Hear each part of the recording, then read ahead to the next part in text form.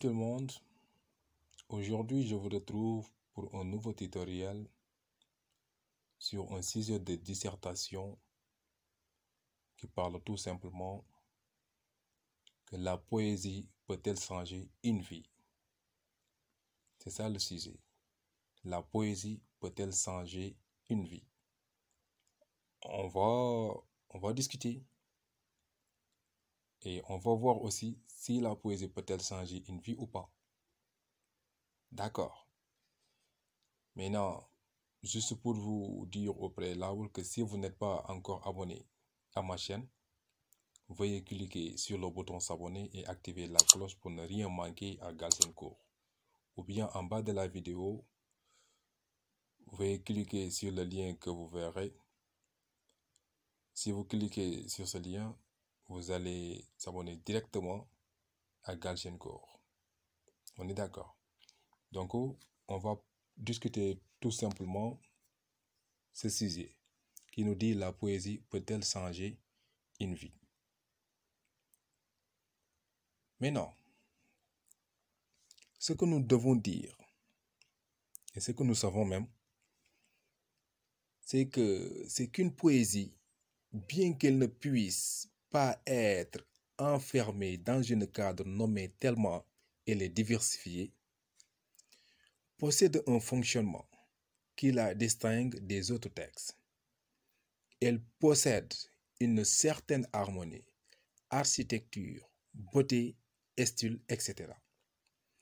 Mais ces critères sont-ils vraiment suffisants pour donner à la poésie le pouvoir suprême de changer une vie, que ce soit pour l'auteur de l'ouvrage, mais également pour le lecteur? C'est une question. D'accord.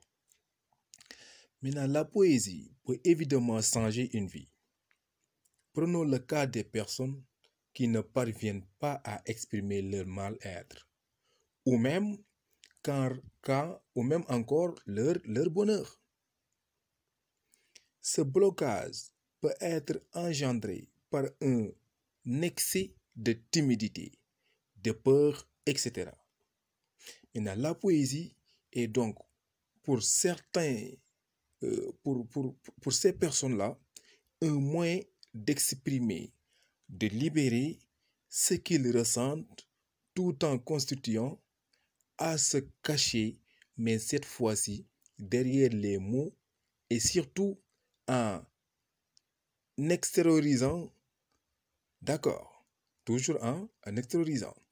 Maintenant, la poésie est donc en quelque sorte un masque qui permet à ces personnes d'évacuer leur mal-être et de retrouver leur joie de vivre. D'accord. Maintenant, leur vie évaluera de façon positive et en sera donc changée. D'accord. Maintenant, la poésie ne touche pas uniquement l'auteur, mais également les lecteurs. Le but général de la poésie est de transmettre un message que l'auteur veut à tout prix faire circuler. Ce message peut être ressenti de diverses manières, car chaque personne a sa vision personnelle du monde, de la vie. En effet, en lisant la poésie, une personne peut ressentir de la joie, mais aussi une autre peut ressentir un sentiment totalement opposé à celui-ci, comme de la tristesse. Ce contraste d'émotions est simplement dû au fait que ces deux personnes vivent une vie différente et donc, par conséquent, qu'elles ont vécu des moments distincts. Involontairement, lors d'une lecture d'un texte, entre autres, une poésie, la lecture ne peut s'empêcher d'établir un rapprochement avec sa vie personnelle. La poésie peut rappeler un moment tragique de la vie du lecteur, mais également un moment de pur bonheur. On est d'accord? Elle peut aussi l'aider à faire un deuil ou alors, bien au contraire, le replonger dans le désarroi, etc.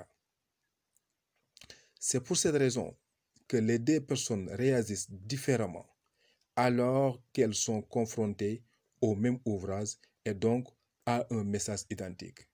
Dès que la poésie aura touché un point sensible du lecteur, c'est-à-dire aura établi une connexion avec celle-ci, cette poésie changera un instant de sa vie. Cet instant bouleversé aura un effet boule de neige sur la vie, car la vie est composée de courts instants.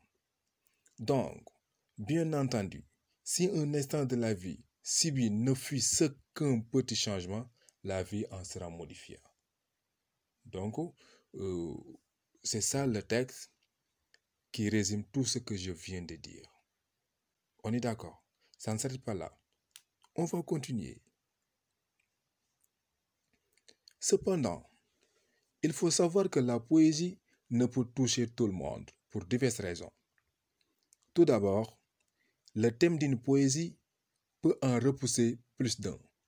En effet, certains poèmes, comme Il pleure dans mon cœur de Paul Verlaine, Les femmes sont sur la terre de Victor Hugo et encore Première soirée d'Arthur Rimbaud, n'attirent pas tous les lecteurs, étant donné que leur thème est l'amour. C'est un sujet très sensible qui ne peut plaire à l'entièreté des lecteurs. De plus, le vocabulaire peut également avoir un effet repoussant. Pour être touché par une poésie et donc pour que notre vie soit modifiée, il faut la comprendre et pour la comprendre, il faut en premier lieu connaître le vocabulaire employé par le poète. Chaque personne possède une limite concernant la connaissance exacte du vocabulaire employé. Ce niveau varie en fonction de chaque personne et particulièrement en fonction de son niveau de vie, de ses études, de son entourage, de sa sensibilité, etc. Tous ces facteurs vont donc définir ce niveau. Certains poètes utilisent dans les ouvrages un vocabulaire soutenu qui ne sera pas compris par tous.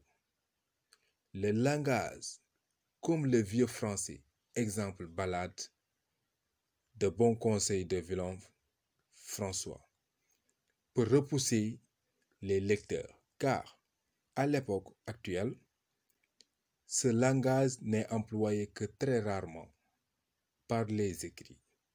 Donc, par conséquent, la plupart des lecteurs ne comprendront pas l'entièreté de la poésie. Le message ne sera saisi que partiellement. Et enfin, la figure de style et la forme de poésie sont également des éléments perturbateurs au charme de la poésie. On est d'accord? En effet, il existe énormément de formes de poésie, comme le calligramme ou encore l'acrostiche, etc. À ce niveau-là, tout est une question de goût. Certains aiment les poèmes sous forme de calligramme, tandis que d'autres n'apprécient pas du tout. Cela varie d'une personne à l'autre. La raison pour laquelle la poésie ne peut changer une vie n'est donc rien d'autre que l'incompréhension. On est d'accord? En outre, l'imaginaire vient s'ajouter à la liste des impossibilités. Pour la poésie, de changer une vie, on ne peut pas vivre dans un monde imaginaire comme le représente la poésie.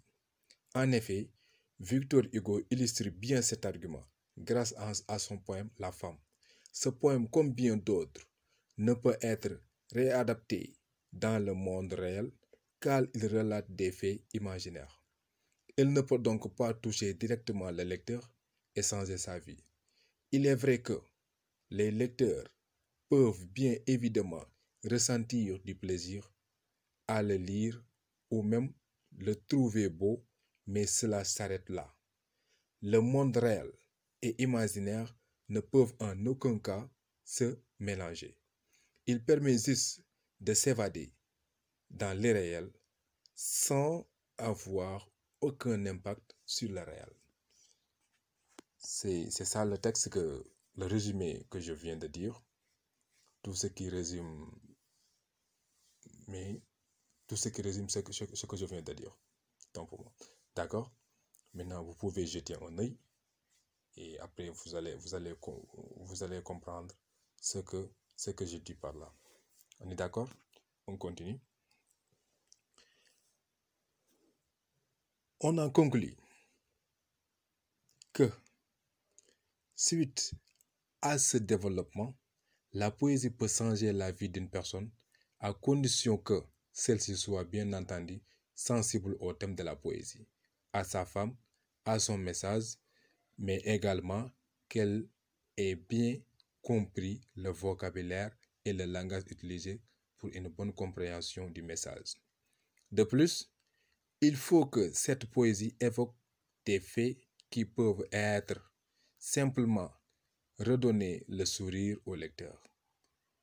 Elle pourrait donc avoir une influence considérable sur la vie de l'auteur que du lecteur, comme ne rien faire ressentir du tout. En conclusion, tout dépend de la personne concernée par la poésie, de ses goûts, de ses expériences personnelles, etc., d'elle-même, tout simplement. On est d'accord? Maintenant, c'est juste un débat, je veux dire. J'ai donné mon point de vue. Si vous avez aussi quelque chose à dire, vous pouvez l'écrire en commentaire. Comme ça, nous allons changer des idées entre nous. On est d'accord? C'est uniquement ça. Allez, je vous remercie.